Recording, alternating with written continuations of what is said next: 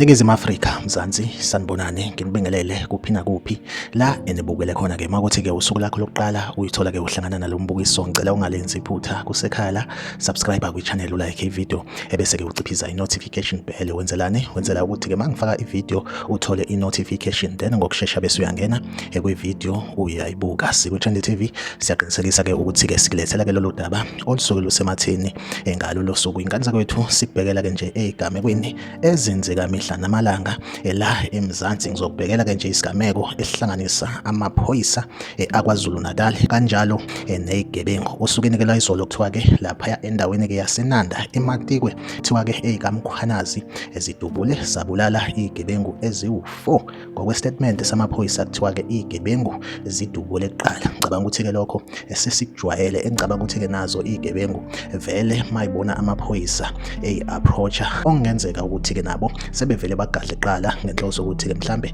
bazame ukuthi ba escape kuleso sigameko. Kuthiwa ke amaphoyisa laba ebebafunela amacala ahlanganisa ukubulala, ukubamba inkunzi kanjalo nokudemanda i-protection fee. Siyayazi ke i-protection fee ukuthi ke izigebengu zisuke zidemanda imali kwizakhamuzi njengenkokhelo yokuthi lezo zakhamuzi zivikeleke zingabanjwa inkunzi. Makwenzekile wangayikhokha imali azi ukuthi bazongenela baphuce yonke into onayo endlini. So osukwini ke lwayizolo amaphoyisa kuthiwa ke athe ayaba approacha la ebesethole i-information ukuthi bambambe khona then ke bagadle kuqala then ke amaphoyisa asike eyabadubula bashona bobawu4. Kanti ke kwesinye isigameko futhi ke esenzekile isigameko esibhlungu ngendlela eyisimanga, isigameko esiphathe kabi abantu abaningi, ukubanjwa inkunzi komlisa odume kakhulu ku TikTok na ku Facebook. Umlisa lo engathi unokuphazamiseka ngengqondo, abantu ke abaningi bayamazi uKim